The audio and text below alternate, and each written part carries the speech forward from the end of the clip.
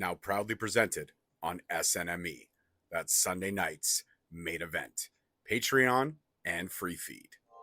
Yo, we just people from the north side. Want some Timmy's at the shore fine. Winter ready on the four ties. Heavy traffic during 4-5. Gotta hustle on your own time. Color people every port side. We just people from the north side. Want some Timmy's at the shore fine. Hey guys, what's going on? It's your boy George Mackay sitting down here, Battlerarts Beaverton, with my homie, mi hermano, my familia, all these other crazy words that I could throw out there. But one of the two men who gave me the opportunity to live out my dream as a commentary, and I'm forever grateful, the one and only Ronchee One himself, Ronchee Ronnie Randelson. How are you, buddy? Not too bad. How you doing, man? I'm good. So let's talk a little bit about Battlerarts. Mississauga, you came in as partners with Santino and AC Coca. Yes. And you guys kind of saved Battlerarts from being closed, essentially, Yes. because Anthony was thinking about selling it off and letting things go, but you guys came in as two third partners. Now it is just you and Santino running the ship, and then you decided to expand here to Beaverton. Yes. Beaverton, I know logistically because it was a lot closer for you, but why at that time did you feel like it was necessary to open up a second location? You know, when we moved out here, someone told me to come to Beaverton to look at the place, right? To look, because there's a lot of good restaurants, a lot of good stores. So I came out and I just saw this old movie theater, and it just looked great. And it's been for lease for a few years. So I just thought about it, and I talked to Anthony, talked to AC, and we just decided to do it. We thought, little town, fantastic, because there's not much to do out here. So all the kids come in here, the adults, the wrestling shows are always filled up. It's nice. It is nice. It's a great environment. I love coming here. I love the town is beautiful, but as being the heel commentator, I do have to crap on the town a little bit, but I don't mean what I say, not all the time. Sometimes, yes. Sometimes what I say is factual. I love hearing it all. It absolutely is true. And I appreciate that you give me that freedom and stuff like that. And I honestly have to ask, because I don't think I've ever asked, when I know we were talking when we first started developing our friendship and our relationship and our brotherhood, you, me, and AC, and I just kind of put the bug in your guys' ears. What was it about me that you felt that, you know what, we should give this guy a shot? Well, we gave you, we asked you the one time to go out there and start the show off, get the crowd going, and you did such a good job. The crowd was going crazy, and the way you talked is just on the fly. You were really good with it. So me and AC just said, let's give him a shot at this, because I think he could be really good. And you've lived up to the hype, buddy. I honestly, I'm humble when you say stuff like that, because everyone's their own toughest critic. Even when you and I talk about some of your matches that you've had here in Beaverton or everywhere else, you're like, it was so, it wasn't this and that. Do you feel like being hard on yourself has made you a better business owner, has made you a better professional wrestler, has made you better understand this business? Because you are running two promotions, between spreading your time between Battlerarts and Battlerarts Rising Stars and Battlerarts Beaverton and Mississauga, and also HWE. Yeah. You really are kind of the one only promoter that I know of, at least here in Ontario, that is running three promotions: Beaverton, Mississauga, and HWE. Yeah. That's a lot, man. It is. It's tough. There's a lot going on, and sometimes I forget which show I'm going to that night. But no, everything's been working great. And yeah, to answer your question, yeah, it helped me out a lot. It makes me understand more about the business, more about wrestling, and it has helped me out big time. And I know that, like you said, you mentioned there was not a whole lot to do, but one thing that you guys do great is you do have a kids wrestling program. Yes, I get a lot of nasty emails and a lot of bad comments out in line for it. And that's why I actually wanted to address it and bring it up, because Yeah. a lot of people say you shouldn't really be starting pro wrestling training till you're between the ages of 16 to 18 is usually the norm for a lot of people. True. But then you hear the stories of like a TJP who started at 11. You know what? It's all about how you train the kids, right? I'm not bringing kids out here. They're not bumping, no big moves, nothing. They're learning strictly philosophy of wrestling and chain wrestling. They're not taking any bumps. They're not doing anything. They're learning strikes. They're learning all that kind of stuff. So, yeah, we had a little match here. The kids were practicing for a long time. Not one bump. They just told a story. And it was a great match. The crowd loved it. And since that show, so many more kids actually signed up because they loved what we've been doing. They love what you put on. Yeah, and to let people know is we're not gonna like hurt a kid. Come on. What we're doing is letting them learn the art of wrestling. And they're literally learning chaining and running the ropes and the stuff that they will be really good at. And then when they do turn 17, 18 years old, they're gonna be masters at that. Yeah, and then they're going to learn how to take the bumps and learn how to level up their move sets and their Exactly. repertoire. Exactly. So the basics. So a lot of people who are sending you these nasty emails, and I mean that is the problem nowadays. With everyone has an opinion, whether it's good or bad, and a lot of times you can't form your own opinion because you're just supposed to be like, oh, do you hate this or do you like the idea?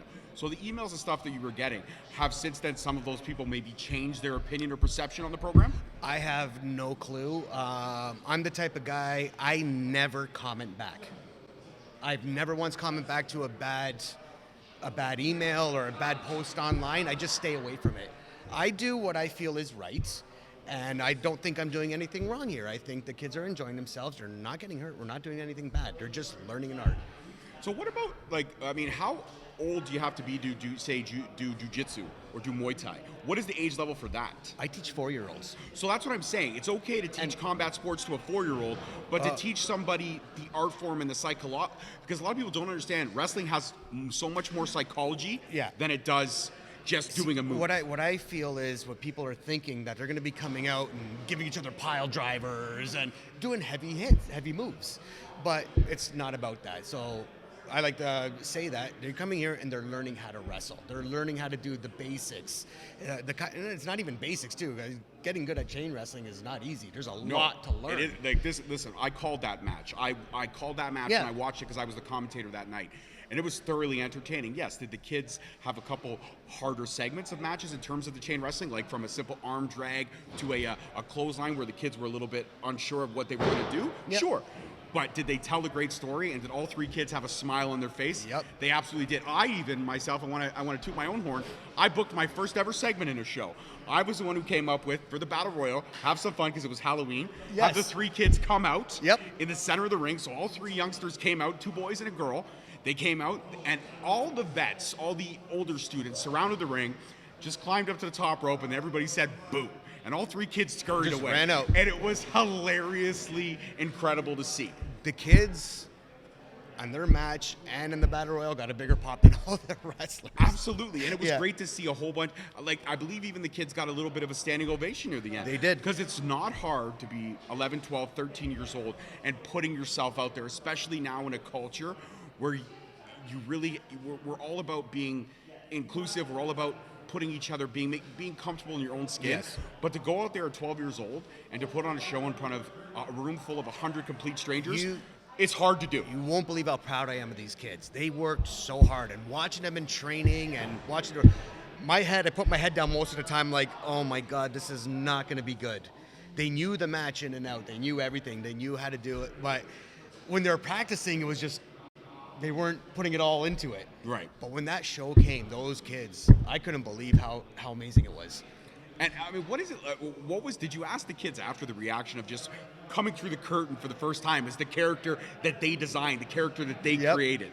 Did you sit down in your next class and be like, all right, guys, tell me about going through that curtain? And what did the kids say? Oh yeah, it was not even then. It was right after the match. After the match, I went to give them all a hug and a high five, and they probably couldn't even stop talking. They thought they were like Stone Cold Steve Austin. They were like on cloud 9. It was amazing. And that was that. The parents loved it, and they just had a great match. That's all I could really say. Like, I'm proud of the kids. Absolutely. And they're doing even better now, and we have more people that started. Some kids that, man, everything that they learned that whole few months that we were training, they're learning it in 2 days. Like, they're just getting it. It's like, it's made for them. They're made for it. So let me ask you this: as you get kind of in the older years of your career and you take more of a backstage role as opposed to being in front of the stage, which you're still doing and you're still doing great. I don't care what you say. You're your own toughest critic. But I will say this.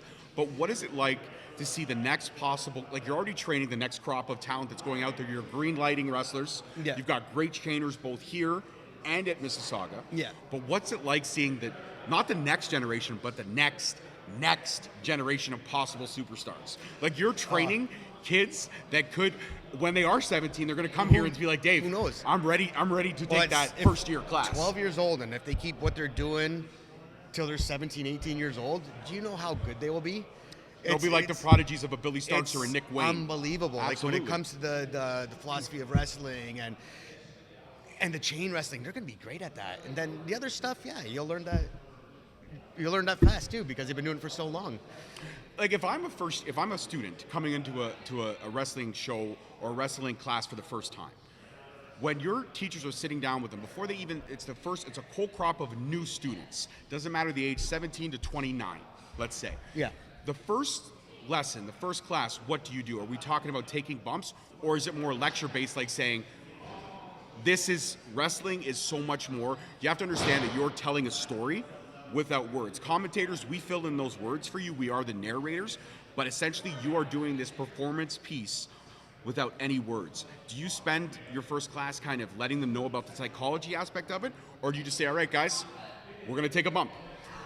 So when it comes to the adults, I can't answer that question. I don't train the adults. I'm not experienced enough for that. That's why we have, like, the coaches that we have here. They've been doing it for a long time. They're amazing at what they do. Fantastic coaches. And me, it's all on them. They could do it. They give the green lights. They do that. They call me, tell me what's going on, and I listen. But when it comes to training adults, I don't do that. But you love the kids. You love the aspect of the kids. The kids is great. Yes, I've been teaching kids jiu-jitsu for, it's about 10 years now. And like you said, you've had as young as 4 and Yep. as old as 10. Yep, and every night here, I teach jiu-jitsu kids classes 2 times a night, and then I do adult classes. So I'm teaching a lot of kids jiu-jitsu, and then the kids wrestling, I do it twice a week. Absolutely. Yeah. Let's talk about your family life. I like to get personal sometimes. Okay. You have an incredible wife. You have 2 amazing kids. Your daughter, a cutie patootie just like your wife. Your son has so much more intelligence that you'll ever have. I can't even. Yeah, I'm an idiot compared to this kid. The kid is a genius. Yeah, He's an absolute genius. I don't know how he took my wife's brains, because Absolutely. if he But took you know mine, what? he'd be wrestling in the ring with me. Absolutely. Absolutely. Could you imagine that? The Ronchee family? The Ronchee. Actually, we had him in a couple matches. You actually. did, Yes, and yes. he actually kicked you in the Right in the nuts. genital area. Yep. Yeah, Yep. He pretty much told you that he was going to be the baby of the family forever, because he stopped whatever future kids that could possibly happen, even a noob's baby down the line. Yep. That's gone now. No. Vasectomy was free. If you guys want a free vasectomy, just enroll with your children in wrestling and have them kick you in the nuts. Exactly. It's perfect. So let's talk about you're an incredible family man. You're an incredible husband. You're an incredible father. You balance these promotions so well. You wear your heart on your sleeve. You surprised me by showing up my 40th birthday and giving me an autograph from one of my favorite, my GOAT, Sting, and I literally almost cried to tears. I slept with it that night, by the way. I did. I kind of figured you would. I did. I slept with it. I loved it. It's hanging safely and securely in the basement. But every time I walk by, I'm like, look at you, you handsome son of a bitch, you. But you're one of the most generous and kind-hearted people ever in my life, and you've raised such an incredible family. How do you find the time to balance it all? It's tough between both gyms. I don't go to Mississauga that much anymore. I try to get out there at least once or twice a week, and I'll spend the night there. I like to go because Neil. So what we didn't mention earlier that yes, me and Anthony, we were running the place, but we brought Neil in, and Neil Ewers is one of our wrestling coaches, and he's an amazing wrestling coach, Olympic alternate. He's great. He runs Beat the Streets Toronto. So he helps a lot of children too, getting them into these type of activities. Amazing. So he's the one running the gym in Mississauga. He does the day-to-day He does the day-to-day, and we talk every day about what we want to do with both places. So yeah, we have a really great connection. And with Anthony, he's always involved with all our conversations too. So between the 3 of us, it's been amazing. Absolutely. And Yes. it seems like a really great camaraderie that you 3 have. Yes. About just excelling, everything to do with combat sports, whether it be the fantasy and the psychology of pro wrestling, to the Muay Thai, to the Jiu-Jitsu, to everything that you do, and the classes always seem full, and it's great that you're allowing these combat sports to grow and evolve. But what would you say is the next step for Battlerarts? Are we going to see a 3rd location down the line? Are you guys looking at possible other areas to expand into, or are you just focusing on keeping Beaverton growing and keeping Mississauga expanding even more? A 3rd would be great. It would be fun, but it would be too much. Absolutely. You were asking me how do you balance it between the family, And then at this that and point, you would just be stretched too thin. Yeah, so I'm actually in Beaverton. I'm here quite a bit. I usually come here. I'll drop my kids off at the bus stop, and then I'll drive out here, get here about 8 o'clock, and I don't leave usually till 10 o'clock at night. Right. So I'm here quite a bit. I finally have more coaches here that are teaching, so it gives me more time off so I can spend more time with the family. But in Beaverton, we're not open Saturday, Sunday. That's huge. That's huge. So I get the always get weekends. the weekends with my family for us to go to dinner, go hang out, go to a movie, whatever. Chill out at home. But it's been a lot better now, so I'm spending more time with the family. And with the more time with the family, is the incredible TikToks that, if you know Dave's wife, Oh, God. she forces him to do. And She some of does. them, She forces me. so, you know what? It's a forced love, is what it is. Because when he does it, he looks at the videos, he looks like he doesn't even want to be there. But there was one video they did, I can't remember which one. I think she was planking or balancing on your back, and you fell, and she fell, but you two rolled over just howling and laughter. Hey, it is funny. It's fun. It is. Admit it, it's fun. I'm not It's gonna fun. lie. I do enjoy doing them. There it is, proof, Tara, we got it. Oh yeah, she knows. I wouldn't do it if I didn't enjoy it. You know, for her, she does it with her other business too. Like she does Beachbody, and she's a Beachbody coach. She's been doing it for years, and she's great at it. She's the lady is a beast, but one of the sweetest people you ever meet. She has bigger pythons than Dave ever hopes to have. Her arms are like, wow, man. It's scary. It's but listen, She's the one who should be wrestling, not me. Let's say it like it is. You and I, we both punched above our weights with our women. How we got two incredibly beautiful women to pay attention to us, I don't think we'll ever know. I say it's because I'm good looking. That's my reasoning. I think it's because I have flow. I have flow, and I can keep a conversation going, and I'm funny. Yeah, I just say it's the good looks because It's the good looks don't it's the lie. good looks. The good yeah. looks don't lie. That's what it is. So, Tara, what you're saying is that you settled for Tara. Tara didn't settle for you. No, I can't say that. can't say- We settled for each other. Put it that way. So, balancing the family, not open on the weekends. You got Mississauga. Everything's going well. In terms of, I guess, your wrestling career, now you're going back and kind of having these matches with people that you've watched come up in this business that are excelling. Tonight, you're facing Mike Forte, and he's somebody that you were trained with from your start. Me and Mike, I had my very first wrestling match against Mike Forte, and that was his first singles match against me about 5-6 years ago. Wow, we're talking almost Yeah. half a decade ago. Yeah, it doesn't even seem like that long, but we have good chemistry together. We've trained together. Like when I first started wrestling, I was doing probably about 3-4 private lessons a week with Rip Impact. Great trainer here in Yeah, Ontario. Has Rip trained a ton of fantastic amazing. people. But Mike would be at all those private lessons. So me, Mike, and Rip would be together a couple times a week training. And then, since we've been training together, let's have our first match. And Rip's like, let's do it. And that match was absolutely amazing. My very first match. And I watch a lot of first matches, and, they're good. But this one here, I don't know. There's something about it that worked great. The crowd was hot for it. They loved it. And, Steve Brown, Hacker, Del Bruno. At the end of the match, they came up to us and it says, "Man, I've never seen a first match like that." They actually built me up. For me, I was only going to do one match. But they actually kind of gave you that. They made me feel like a superstar. I'm like, hey, maybe I could do a couple more matches, and here we are. And then you started HWE with AC, and then everything kind of kicked. Yeah, and then AC had a great run as tag team champions. God, yeah, we did great together. We had a couple singles matches. We had our little feuds. And yeah, it was amazing. Absolutely. So I got to say this to you. I got to ask. I think about in terms of like you and AC, not tag teams anymore. AC and you parted ways amicably, of course. Yes. But in terms of developing a tag team division, which I haven't really seen in a lot of the promotions. HWE does have a thriving tag team division. Yes. But at Battlerarts, have you thought about bringing in a tag team division? Battlerarts, we are going to start doing that soon. Because you are a tag team wrestler. I mean, as much as you're singles, you Yeah. made your bread and butter as a tag team wrestler. Yes, So 100%. I feel like you should be paying homage to tag team wrestling. Yeah, for a little sure. bit more than you do. I'm For just going to be sure. honest. For sure. We are going to do a tag. I don't know if I'll be doing tag team anymore. No, but you could at least definitely help in the psychology and building Yes. these matches in terms of 100%. building this division. And we do have a lot of upcoming students that are doing really well. Even in the independent league circuit right now in Mississauga, some of our students are excelling big time. They're competing on a regular basis, a couple times a week. They're doing great. And here in Beaverton, we're new here, so our students are new. But yeah, we're starting to get people that want to do tag team matches. They're getting, how am I trying to say this? It's getting better. Mm-hmm. And we're going to have a lot more tag teams going on soon with HWE. So keep your eyes on that. Keep your eyes on it. It might be a little longer than normal, but I want to do it right. Absolutely. Now, I got to ask this. I know you're not a coach, but you do sit in on a couple of the classes. Yes. And you kind of are there in case students want to pick your brain too, because you have been in this business for a minute, so Yeah. you know some things that you're talking about. But let's talk about the kids' classes. Okay. So when the kids came up to you and it was time for character development, all right, kids, we're not wrestling today, we're not running the ropes, we're not going to learn chain wrestling today, we're going to talk character development. Give me your ideas. When a kid comes up to you and says, man, they're so excited that maybe that the young lady that was so excited, or the two boys, was, all right, Dave, listen, this is my character. Yeah. When they gave you the pitch, they gave you the character pitch.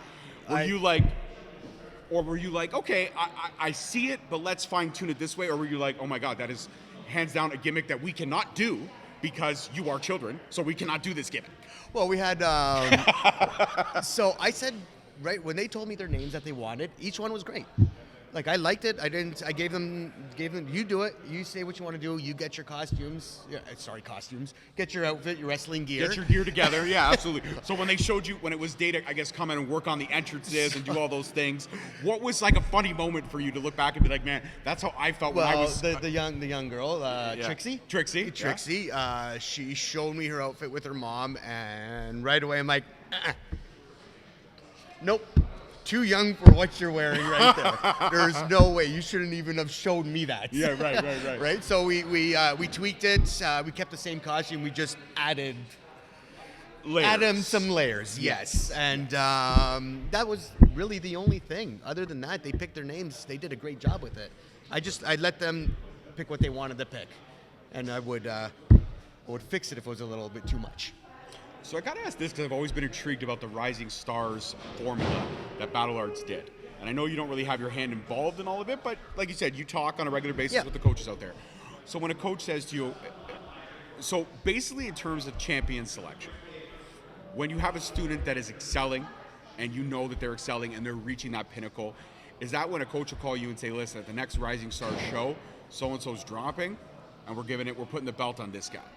Do you go back and maybe look at some of the footage or some of the matches they may have sent you to see if this kid is ready to carry the banner as a Rising Stars champion? Because when you're a Rising Stars champion, you're pretty much greenlit.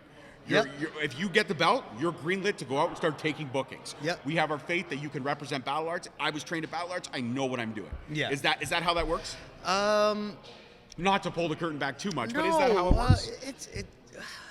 I've always been intrigued by that. I don't even know how to explain it. I think I like people who deserve it to get it. So people who have put in the work, who show up to every class. They're there. They're working hard. They're helping other students. Coachable people. That's what I like to say. And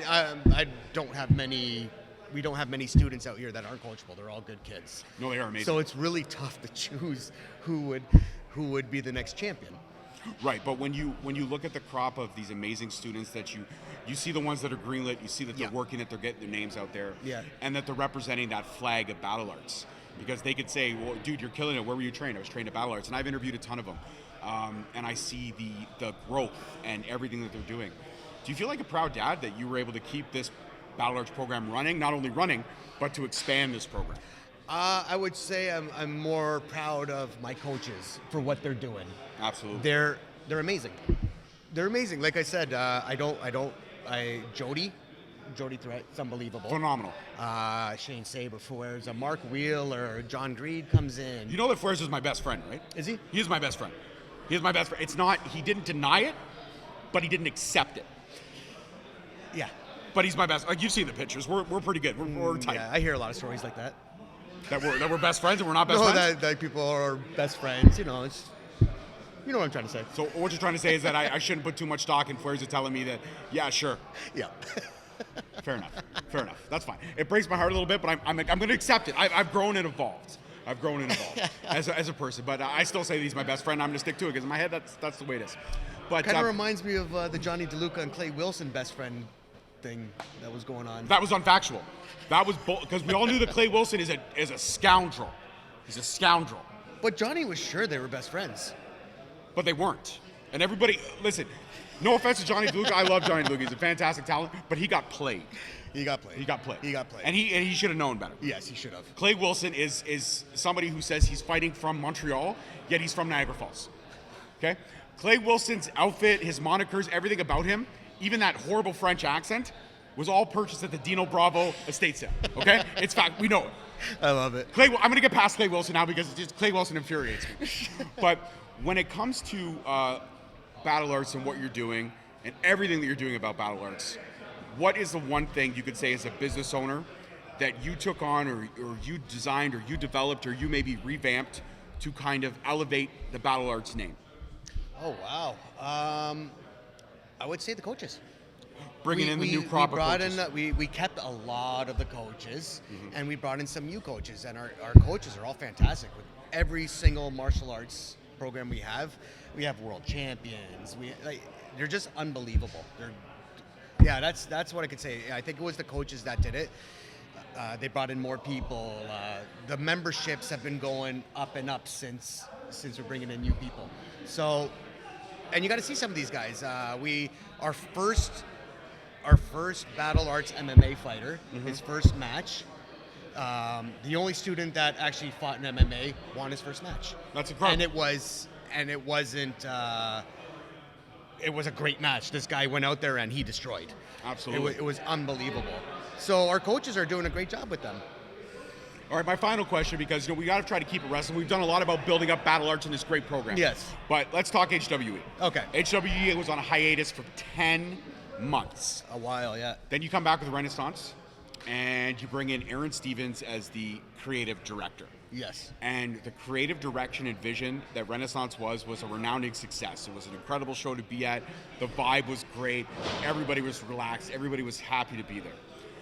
But having a former WWE talent, current NWA talent, helming your creative vision for HWE, what is that like for you? It's unbelievable.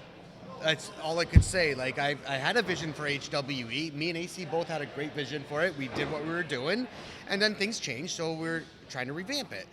And I had an idea. I pitched it to Aron. I told Aron, this is what I'm thinking. What do you think? He goes, great. Let's just add these couple elements to it. And then come the show day, I was in shock. How great that show went. Unfortunately, it wasn't a huge crowd.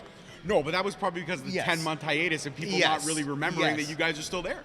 But after that show, I've had so many messages, so many emails, so many phone calls saying, I don't know what you guys are doing, but it's absolutely amazing. I've never seen independent wrestling like this before. No. The stories you guys are putting together. He goes, it was great. It's not one story. The whole show is a story. Every character has something going on. And they're all happy, and they said they can't wait for the next one. Absolutely. I can't wait to call the next one. But I have to ask this one last question. Having Aron Stevens as your creative director, I may or may not confirm or deny that I did hear that he gets a fashion allowance for those horrible jackets that he wears. Are you actually footing the bill for this fashion? Are you actually footing the bill for these? Am I footing the bill? No, well, he's apparently HWE has granted him a fashion allowance. I can't confirm or deny where I heard it from. Could have been Aron Stevens, but I can't confirm. I'm not saying anything. But seriously, come on. Did you buy that jacket? Would I get him that jacket after what he did to me at that show? Well, no. At Renaissance? But you could have purchased the jacket before the show, before he stabbed you in the back again. Always. I'm not going to answer it. So we're not going to get a clear answer. You're not going to get a clear Okay. answer. Yeah. So there may or may not be a fashion allowance for Aron Stevens. We cannot confirm nor deny. And I think that's a great way to leave this interview off with a unconfirmed fashion allowance. For sure. That's a great way to leave off this interview. So if I were to cut out unconfirmed and just put confirmed, I could really edit that soundbite into saying that you could confirm. But I wouldn't do that. I wouldn't be upset. No, you wouldn't be upset. I wouldn't be upset, but it'd be kind of fun. I feel that though you did purchase that jacket. Maybe I didn't. And if you did, that's horrible. Because that thing should never have seen the light of day. And I'm sorry, Aron. You're a great guy, but that jacket is fucking horrible. It's hideous. It's hideous. It makes me want to throw up a little bit in my But mouth. it does suit him. Oddly enough, yes, it does. It does suit him. It's like if Prince and Rick James' fashion wardrobe had like a one-night stand, that jacket would have came out of it. Yep. Yeah, that's true. George That's Mackay, nice. Ronchee Ronnie Randelson, here at Battlerarts Beaverton. Guys, stay tuned and give Ronchee the time of day because he's a pretty cool guy. Thanks, brother. Thanks All right, for having guys. me. Peace, love, and wrestling. We'll see you next week. for watching. Please don't forget to like, subscribe, comment, and turn on that notification bell so you get notified each time we post a video. Alternatively, you can check us out on all podcast platforms and hosted on Podbean. We are also available on the SNME network. That's the Sunday Nights Main Event Patreon. Please feel free to check us out there as well. And don't forget to follow us on all social media platforms at _Straight Talk on Twitter, at Straight Talk Wrestling on Instagram, Straight Talk Wrestling on Facebook, Straight Talk Wrestling on TikTok, and of course, you can check out all our merch at ProWrestlingTees.com.